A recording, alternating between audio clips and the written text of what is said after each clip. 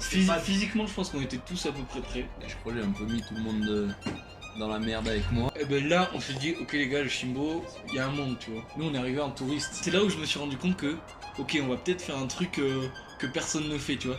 Au bout de 10 mètres, j'en pouvais plus, j'étais KO, j'étais là, mais what, c'est impossible. Et qu'il n'y a pas une bonne cohésion, machin, et que les pentes est raide, bah, le risque d'avalanche il augmente vraiment.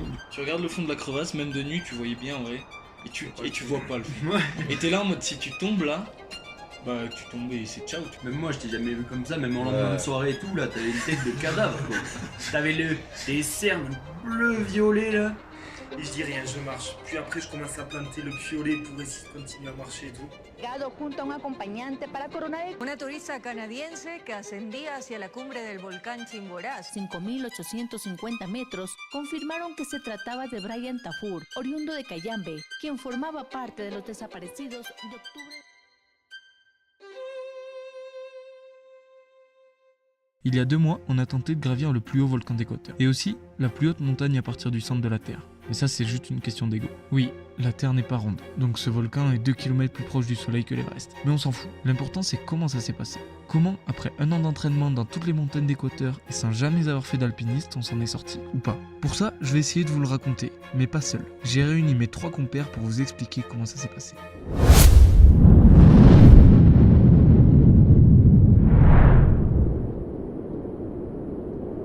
Ça va les gars. Très bien, toi. Bonjour. Bonjour. Bonjour. Bonjour. Bonjour. À la vôtre les gars. Bonjour.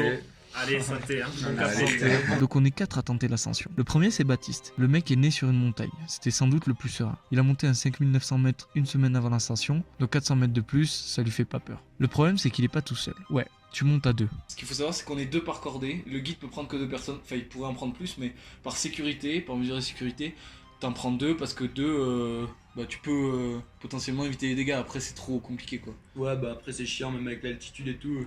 Vu qu'on réagit déjà pas tous de la même manière, bah, si t'as 5 pélos sur ta cordée, Ouais. s'il y en a un qui est mal, tu redescends 5. Donc Baptiste est encordé avec Antoine. Passionné de trek, lui aussi. Je pense qu'il était prêt physiquement. Moi, perso, ce qui m'a bien rassuré, ça a été le Iliniza Norte. Franchement. Donc 2 jours avant, hein. Franchement, je suis pas forcément stressé du Shimbo. Même dans les vidéos, les trois, on est plutôt tranquille, j'ai l'impression. L'autre cordée est composée de Timothée, Moi c'est Timothée, je suis le seul pas toulousain d'ici. Ah putain. et de moi-même que vous connaissez. Bon, on s'entraîne depuis pas mal de temps. Donc au début, on pensait ça. Physiquement, je pense qu'on était tous à peu près prêts, ou sûrs d'être prêts. Si vous y montiez pas en haut, c'était juste. C'était parce que, ouais, on fait un MAM et voilà. Mais quand je dis physiquement, c'est parce que je sais que le physique ne fait pas tout. T'as la préparation physique et à côté de ça t'as le mal d'altitude, le mal de montagne et tu peux rien y faire. T'as beau être en super forme physiquement, t'as le mal de montagne il est là quoi. Ok, donc en gros, on est en train de se dédouaner à dire que si on rate, c'est pas notre faute. Maintenant, on va essayer de comprendre un peu ce qui nous est passé par la tête.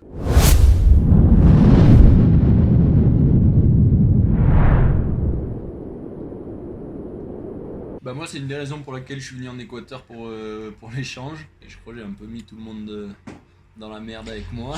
Moi, je me rappelle d'un truc, on faisait la blague sur Quito. Il nous avait dit en mode, les gars, vous êtes pas prêts, on va saigner la montagne comme jamais, tu vois. Et moi, j'avais fait 2 randos dans ma vie, tu vois, max. Avant le Shimbo, il y avait le Cotopaxi qu'on voulait tous faire à la base. Ouais. Et T'étais fermé. parce qu'on pensait que le Shimbo c'était vraiment un next level, tu vois. Ouais. Et je crois que c'est quand on a découvert qu'on pouvait monter à 4007 au Roku, la première rando qu'on a faite, Ouais. où on soufflait pas mal tous. Hein. Je sais pas Ouais. si vous vous rappelez. La première. C'était. Ouais. On avait pris un coup, ouais. Et ben là, on s'est dit, ok les gars, le Shimbo, il y a un monde, tu vois. Si on veut parler de l'entraînement, on a fait de la montagne sur la globalité. Et ce qu'il faut dire aussi c'est qu'on a fait, on allait dormir au Cotopaxi tous ensemble. On allait faire l'Iliniza Norte. Et après c'est déjà pas mal. Mais ce qu'il faut dire, c'est que toi t'es arrivé avec tout, t'avais tout, parce que Ouais, moi j'avais t'en tout faisais, ramené. t'avais ton matos.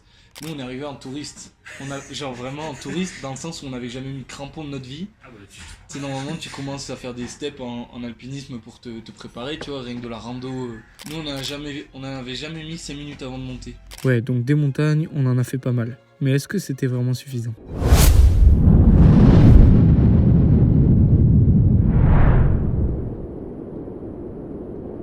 Nous sommes le 31 mars 2024 et les hostilités commencent au parking du Chimborazo. Ce qui était fou déjà, c'est que t'arrives dans le parc, t'es à 4800 mètres d'altitude, ce qui est énorme, donc plus haut que le Mont Blanc, et t'es en voiture, tu vois. Et vraiment, tu croises les gars avec leur famille, les équatoriens qui sont quand même solides, tu vois, au niveau de la respiration et tout. Et t'es là en mode, bon, ok, déjà on n'est pas dans le même pays, quoi. Et tu te gares à 4008, et là tu commences à t'équiper et tout, et t'as tout le monde qui commence à te regarder, genre... Et là, moi c'est là où je me suis rendu compte que, ok, on va peut-être faire un truc que personne ne fait, tu vois. Moi je pense que c'est pas le regard des autres, c'est plus le côté tu récupères ton matos, tu charges ton sac, tu récupères le piolet, tu récupères les crampons, t'as un tas de matériel qui commence à s'accumuler et tu prends tout dans ton sac et tu commences à Tu te te dire rends ok, compte que, ok, Là, faut y aller. Hein. là faut y aller. Ouais, faut c'est ça, y C'est aller. le moment, quoi. C'est une pression, ça, quand même, de dire c'est passé demain, ça C'est arrive. now. Enfin, c'est demain, c'est même cette nuit, vu que tu vois, Ouais, c'est le ouais, 23h, machin. Ok, donc en fait la première étape c'est de partir du refuge et monter au camp de base, situé à 5300 mètres d'altitude. La rando était plutôt cool, pas trop dure et surtout il a pas plu.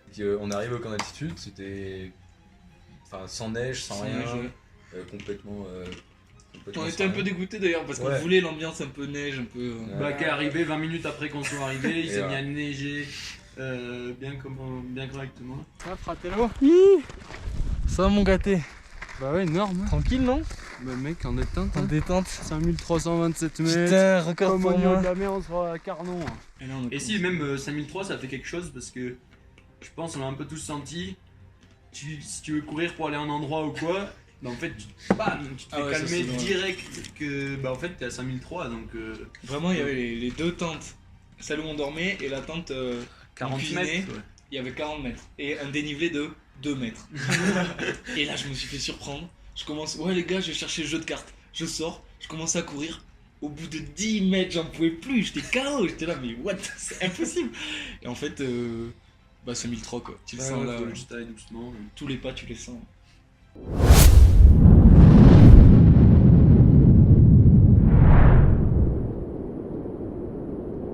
Après c'était haute ambiance, on est arrivé, on a commencé avec un petit thé, il y avait les gâteaux, ça détend aussi un peu. Ouais.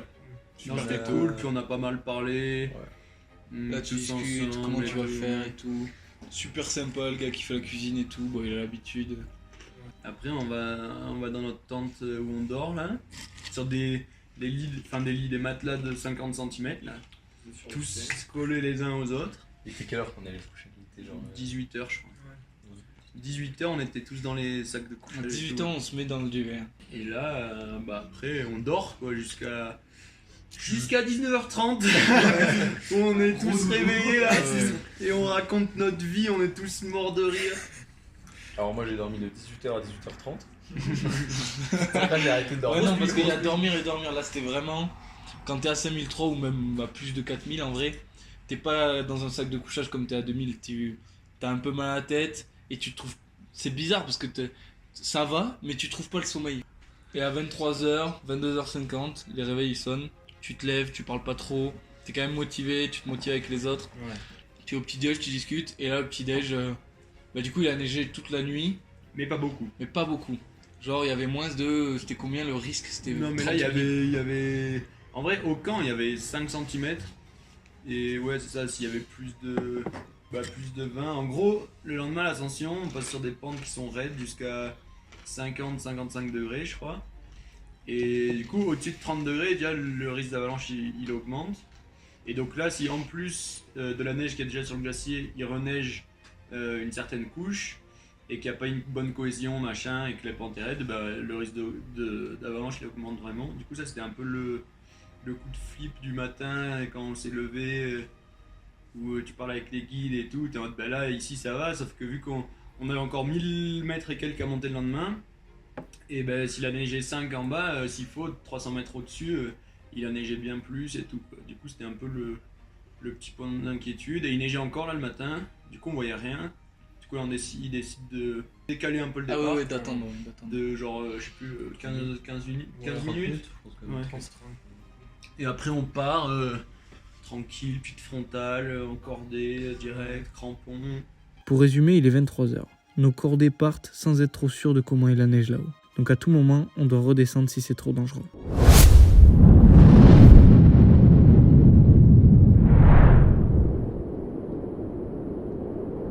Et là, moi, je crois au bout de 100-200 mètres, à regarder ma corde.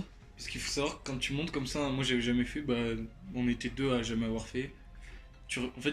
Sauf si vraiment t'es bien à l'aise, tu sais marcher, tu regardes ta corde, tu la laisses tendue parce qu'il faut qu'elle soit toujours tendue pour raison de sécurité. Et genre, tu marches avec tes crampons et tu te concentres à pas tomber parce que si tu touches un crampon, tu tombes et après c'est hyper risqué quoi. Donc il y a quand même un risque, tu vois. Et au bout de 200 mètres, je crois que je me dis putain, là on a 6 heures à marcher, ça va être long. Ça va vraiment être long parce que vraiment t'es là en mode aucun plaisir, tu vois, tu marches, enfin pour moi en tout cas. Okay. Là il fait quand même froid hein. Ouais. Et il neige et tout et on a tous de la neige qui est venue se geler et tout sur les casques, sur les capuches et tout, il faisait froid. Le truc qui était marrant déjà c'est le premier mur, on a eu un mur d'escalade. Ah ouais. Alors qu'on n'a jamais, genre, vous c'était la première fois avec les crampons.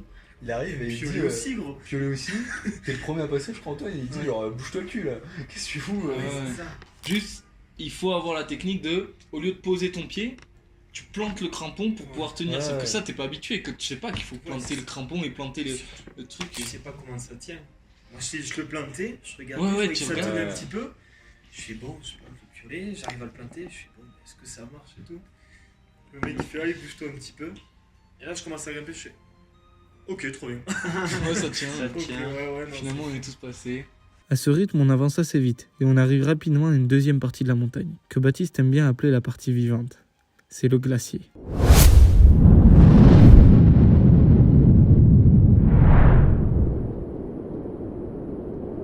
Là il y a les premières crevasses méchantes qui sont, déjà tu regardes un peu dedans, tu vois pas le fond. Bien qu'il fasse nuit avec la frontale, du coup t'es là, bon, faut pas tomber. Et on a une première partie de glacier qui était vraiment glacier. Ah ouais, qui était glace. Bleu glace. Niveau sensation, au niveau des crampons, c'était un peu galère.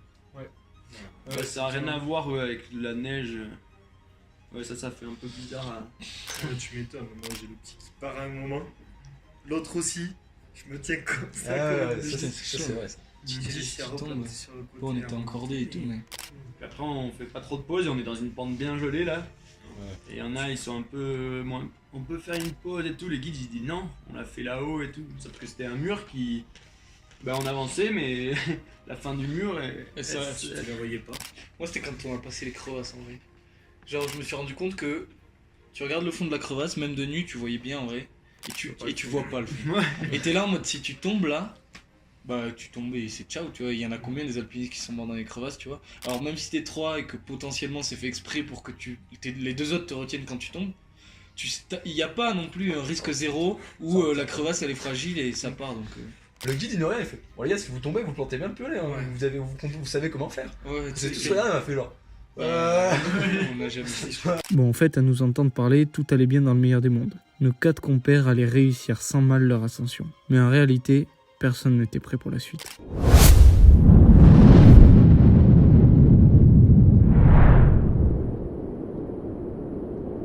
Moi vraiment, je pense qu'à juste avant 6000, j'avais bien envie d'abandonner quoi. Du coup moi je suis avec Tim et eux ils sont ensemble. Et le truc c'est que si Tim il abandonne ou moi j'abandonne, l'autre il est obligé d'abandonner aussi. Parce que y en a un il peut pas redescendre tout seul, c'est impossible. Et s'il peut pas monter, ils peuvent pas rester sur la montagne, donc on est obligé de descendre à 2. Donc en gros, il y a la pression aussi de faire abandonner son pote si t'abandonnes. Et c'est un moment je crois, quand on arrive au premier glacier, je vois la lune. Je vois la lune comme ça, et je vois la lune en mode il est 23h, tu vois. Je savais qu'elle devait faire encore tout le tour de la planète et que nous on devait arriver au lever du soleil. Donc je me suis dit mais jamais je tiendrai.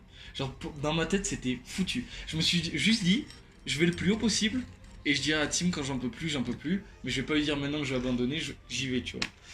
Et là c'était vraiment dur et je crois on avance quand même. Moi je en chialer presque, je fais des pauses je leur demande de faire des pauses et tout, je leur casse les couilles. Tim il est au-dessus de moi, il me tire avec sa corde pour me faire avancer tu vois, et genre dès qu'il y a une pause de 2 secondes je mets les genoux par terre, j'attends, il me fait boire et tous les deux ils me font boire, ils me font manger, mais un cadavre. Mais c'était vraiment dur, c'était une douleur une fatigue en tout cas que j'avais jamais ressenti de ma vie dans n'importe quel sport, c'est impressionnant. Ah ouais là même moi je t'ai jamais vu comme ça, même en lendemain de soirée et tout là, t'avais une tête de cadavre quoi. T'avais des cernes bleu violet là, la tête tu parlais pas, T'étais absent. Même, ouais, Ah oui, t'étais j'étais pas là, absent, t'étais pas là, t'étais. Et là, Franchement, j'étais là, oh putain, il est vraiment. Chaque pause, pas je bien. te donnais la gourde, je te donnais un petit truc à manger. Ah ouais, non, mais c'était- j'étais là, j'ai pas vécu la même sensation, je pense que j'ai suivi. Vas-y, au début, je dis rien, je marche, tout ça. Après, je commence à avoir des fourmis. Fait chier, je continue à marcher. Et là, je commence à sentir le pied qui. Putain, je sais pas, une aiguille qui plante le pied.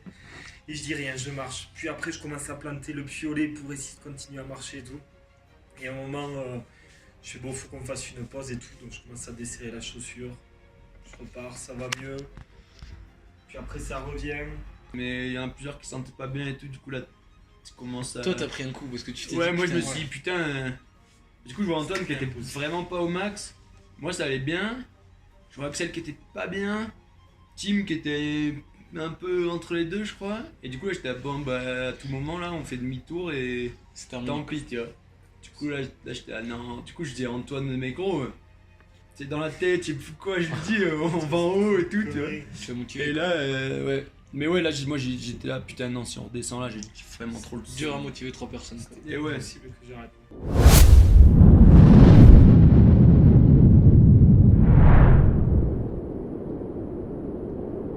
Et là, la dernière pente, avant d'arriver au premier sommet, là, elle était vraiment longue parce que je sais plus combien de temps on a mis, mais c'était une pente comme ça. 2 heures, je pense. Et pareil, tu vois pas le sommet. Ouais. Oh non, mais on s'arrête juste en haut, on s'arrête juste en haut. juste. Oh, le sommet, En il fait, est si, juste là. on voit la fin, Ouais. sauf que la fin, elle continue tout le temps. En fait, Ouais. c'est une montagne qui fait.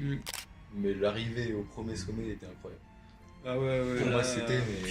Parce qu'il y a 2 sommets, il y en a un petit et un gros derrière. On savait qu'au petit était arrivé parce que le gros il restait une demi-heure et en vrai c'est pas le truc le plus difficile. Et du coup on marche. Moi je rampe.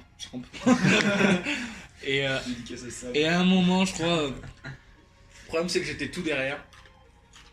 Et du coup j'étais le dernier à voir le sommet entre guillemets. Et à un moment, bah, du coup j'avais toujours la visu sur Antoine qui était le premier avec le guide juste avant lui. Et à un moment je le vois disparaître. Là je me dis c'est bon, c'est plat, c'est sûr c'est plat, tu vois. Et là je te vois et je me dis ok, plus que la distance que j'ai avec Antoine encore, tu vois. Et arrivé au sommet, là il y a un petit pincement au cœur, tu vois, t'es là en mode putain. C'est énorme. Ouais, on a C'est tous énorme, ressenti c'est différemment. Hein. Moi je voulais abandonner les 500 premiers mètres, là je me dis putain, mais je l'ai fait en fait. Ouais. Abusé, tu vois, genre, tu peux te pousser plus loin que tu le penses. Ah ouais, l'arrivée en haut. À 4 quoi. Déjà, on est tous les 4 et Ouais. ça, Ouais. c'était vraiment cool parce que bon, on s'était dit tous les 4 qu'on allait aller en haut et tout, mais bon, on sait pas. Et là, on est tous les 4 en haut et là, ça c'était vraiment trop bien. Ouais.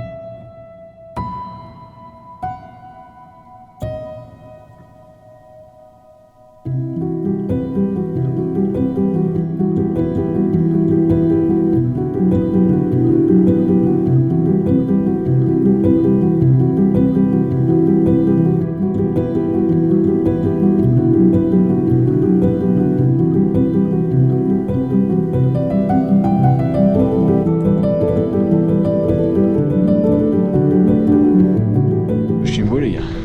T'es au Chimbo. T'es au Chimbo. Je vais filmer Axel. Ça va ou pas? Je peux voir ta tête là? Attends, non. Que t'es démonté par l'altitude. Ça va démonter, ça c'est bon. Pour vous donner une idée de la température, il fait pas très chaud parce qu'on est toujours allé partout. T'es content? Bah là ouais, mais vraiment, c'était pas cool en vrai. Ouais. J'ai vraiment pris cher. Moi aussi. Voilà. Ça c'est le premier sommet. Et le deuxième.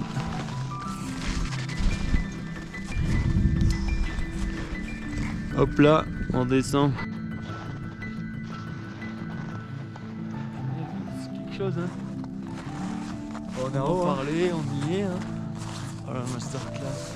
6310. 6300 cm d'altitude. C'était la pire expérience de ma vie. J'ai détesté. C'est ça. Et voilà, ça y est, on y est. 1 an. 1 an en Équateur. 1 an à faire de la montagne tous les week-ends. 1 an de rigolade, de discussion, de jeux. Cette montagne nous a tenu 1 an. Alors non, c'est pas un exploit. Non, on n'a pas gravi l'Everest ou le K2, comme dirait Baptiste. Mais oui, il y a 10 000 montagnes en France et dans les Alpes qui sont 10 fois plus compliqué que là. Hein. Mais on a tous les 4 réussi à un objectif qu'on s'était fixé ensemble. En fait, cette vidéo, elle conclut un peu mon année. On s'est tous tirés vers le haut pour atteindre le sommet. Merci les gars d'avoir été là. Merci pour cette année de fou. Et en vrai, on peut quand même dire qu'on a fait un 6300 mètres d'altitude sans expérience.